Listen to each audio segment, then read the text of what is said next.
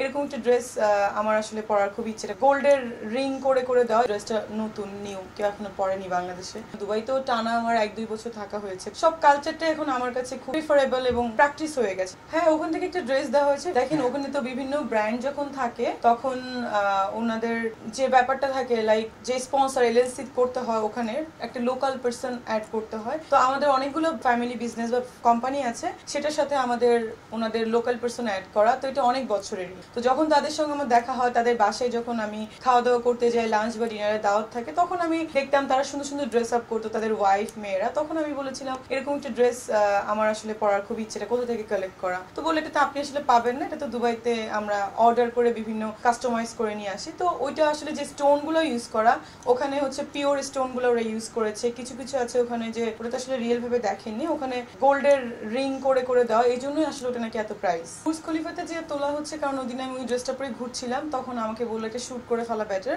তো ভাবলাম আচ্ছা ঠিক আছে, চলো একটা শুট করে ফেলি, যেহেতু ড্রেসটা নতুন নিউ, কেউ এখনো পরেনি বাংলাদেশে। আর দুবাইতে যেহেতু আমি থাকি, আমার রেসিডেন্স, তো ওখানে আমি কালচারটা খুব বেশি মানে থাকতে থাকতে কি হয়, আমি তো ওখানে লাইক যেমন ইউকেতে 1 বছর ছিলাম ফেলোশিপের জন্য, দুবাইতেও টানা আমার 1-2 বছর থাকা হয়েছে করোনার পর। তো আমি আসলে ওইখানের সব কালচারটা এখন আমার কাছে খুব বেশি প্রিফারেবল এবং প্র্যাকটিস হয়ে গেছে। যেমন আমি যখন গাড়ি চালাই, তখনও দেখা যায় যে ওদের তো হচ্ছে সব লেফট হ্যান্ডেড। তো আমি যখন ড্রাইভ করছি তখন আমার এই প্রবলেমটা হয়, কারণ আমি যখন দুবাইতে যাই তখন আমিও ওখানে গাড়ি ড্রাইভ করি। তো এটাই হচ্ছে ব্যাপার। খুবই ভালো লাগছে আসলে। কয়েকদিন ধরে অনেকগুলো ওপেনিং করছি। দুবাই যাওয়ার আগেও করে গেলাম আল হারামাইনের, তারপরে আরো একটা শপ করেছি। তো এসেই দুবাই থেকে এসেই আসলে এত কাজ, হিউজ পরিমাণে প্রেশার পড়ে গেছে। কালকে চিটাগাংয়ে ছিলাম বিটিভির একটা প্রোগ্রামে, চট্টগ্রাম টিভির। দেন সকালে এসে আবার এখানে জয়েন, তারপরে দুটো চ্যানেলে ঈদের প্রোগ্রাম, যেতে পারিনি, কালকে যেতে হবে। মানে অনেক বিজি দিন যাচ্ছে। আর এরকম একটা প্রোগ্রামে এসে লঞ্চিং আমার সবসময় ভালো লাগে। আপু ফার্স্টে চেয়েছিল একটা শুট করতে, পরে আমি বললাম যে আপনি তাহলে রিওপেনিং করে ফেলেন, যেহেতু ঈদের আগে একটা ভালো প্রমোশন হয়ে যাবে। তো আপুর তো আসলে আমাকে অনেক প্ল্যান আছে, তো ভাবলাম হ্যাঁ ঠিক আছে, তার সঙ্গে অনেকদিন কাজ করা যায়। আর ব্যাপার হচ্ছে যে তাদের সব স্টোন কালেকশন, আমার একটু ডায়মন্ড রিলেটেড বা জারকান স্টোন এরকম পছন্দ, বা বিভিন্ন তাদের জেমস স্টোন আছে, তারপরে আছে না নীলা আছে, পান্না আছে, জেমস স্টোন যাকে আর কি বলে ইনক্লুডেড। এগুলো আমার খুব পছন্দের, এগুলোর জন্যই এখানে আমি যুক্ত হয়েছি।